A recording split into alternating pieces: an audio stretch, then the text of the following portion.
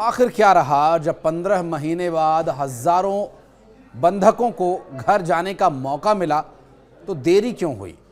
Israel ने 15 महीने बाद हजारों फलस्तीनियों को गाजा के उत्तरी इलाके में लौटने की अनुमति तो दी, लेकिन देरी की वजह से कुछ देर के लिए उनमें बेचैनी छा गई। क्या वजह है इसके पीछे की बताएंगे इस पूरे वीडियो में। नमस्कार, मैं हूं आशीष त्रिपाठी और न्यूज़ 18 के सोशल मीडिया प्लेटफॉर्म पर अब बात करेंगे उन बंधकों की जिन्हें आज़ादी मिल गई है, मुक्ति मिल गई है और पराधीन सुख सपने हो नाही की तर्ज पर जब आज़ाद हुए लोग आज़ादी के साथ वापस अपने उत्तरी गाजा इलाके में लौटने लगे तो उन्हें रोक दिया गया।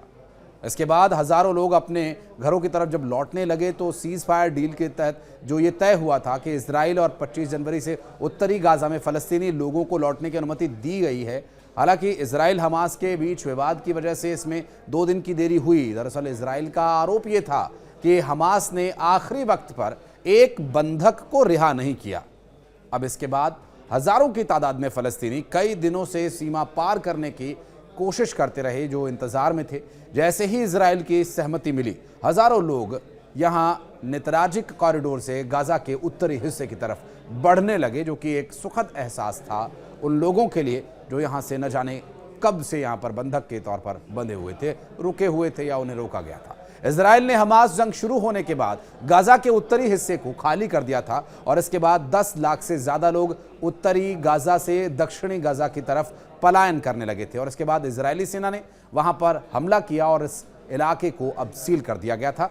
दरअसल लेबनान से इजरायली सैनिकों की वापसी की जो समय सीमा है वो 18 फरवरी तक बढ़ा दी गई है और बीते रविवार को अमेरिकी व्हाइट हाउस ने इसकी जानकारी भी दी। हिजबुल्लाह के साथ सीज फायर के लिए इजराइल लेबनान में 27 नवंबर को सीज फायर साइन हुआ था, यानी अब दोनों तरफ से शांति बनी रहेगी, इसके लिए हस्ताक्षर किए गए थे और इसके तहत 60 दिनों में साउथ लेबनान से इजरायली सेना के वापस लौटने की डेडलाइन भी रखी गई थी, जो 25 जनवरी को पूरी हो चुकी थी। इजराइल ने सेना की वापसी की समय सीमा बढ़ाने की भी मांग की थी। दरअसल इजराइल साउथ लेबनान के सभी इलाकों में लेबनानी सेना तैनाती चाहता है, जिससे हिजबुल्लाह के लड़ाकों की मौजूदगी को यहां पर रोका जा सके और मौजूदगी न बन पाए। साउथ लेबनान में बीते रविवार को 26 जनवरी को इजरायली सैनिकों की वापसी को लेकर प्रदर्शन भी हुआ था और ये प्रदर्शनकारी सीज फायर समझौते के तहत इजरायली सेना से वापस जाने की मांग कर रहे थे। इस दौरान इजरायली सेना ने प्रदर्शनकारियों पर गोलीबारी भी की। लेबनान के स्वास्थ्य मंत्रालय के मुताबिक इस गोलीबारी में 22 लोगों की जान चली गई, 120 लोग घायल हुए। मृतकों में 6 महिलाएं और एक लेबनानी सेना का सैनिक भी शामिल है और बॉर्डर इलाके के 20 गांव के लोग इस गोलीबारी में घायल भी हुए बताए जा रहे हैं। एक रिपोर्ट के मुताबिक कई प्रदर्शनकारी हिजबुल्लाह के झंडे के साथ गांवों में घुसने की कोशिश कर रहे थे। इजराइल और हिजबुल्लाह में अमेरिका और फ्रांस की मध्यस्थता से सीज फायर हुआ था, जिसके बाद इजराइल की वॉर कैबिनेट ने लेबनान में 60 दिन के लिए सीज फायर डील को मंजूरी दे दी थी। सीज फायर शुरू होने के कुछ ही घंटों बाद उत्तरी लेबनान से लोग दक्षिणी लेबनान में लौटने लगे थे। 23 सितंबर को इजराइल के घातक मिसाइली हमले के बाद हजारों परिवार घर छोड़कर अन्य जगहों पर शरण लेने के लिए चले गए थे और टाइम्स ऑफ इजराइल के मुताबिक बेरूत में सैकड़ों लोग बाइक और गाड़ियों से सिडोन, गजिएह और टायर शहर की ओर लौटते दिखे। लोग हिजबुल्लाह के झंडे और मारे गए नेता नसरल्लाह की तस्वीरों के साथ शहर में लौट रहे थे।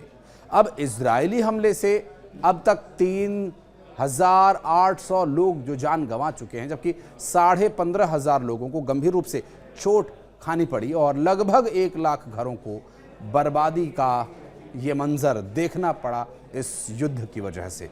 इजराइल ने 15 महीने बाद अब इन लोगों को वापस लौटने की अनुमति दी है। इस वजह से कुछ एक शांति की उम्मीद ज़रूर बन रही है, लेकिन इस बीच कुछ एक ऐसी खबरें भी आईं जिस पर कि सीरिया से अमेरिका के सैनिकों की वापसी, इस बात के लिए रशिया की तरफ से भी चिंता जताई गई और इजराइल के लिए ये बेहद खतरनाक स्थिति बनती नजर आ रही है। अब देखना होगा कि ये शांति क्या आगे बनी रह सकती है। हम उम्मीद करते हैं कि शांति बनी रहे, लेकिन जो संभावनाएं बन रही हैं वो कुछ और इशारा कर रही हैं। आप इस बारे में क्या सोचते हैं? आपका क्या कुछ कहना है इस बारे में?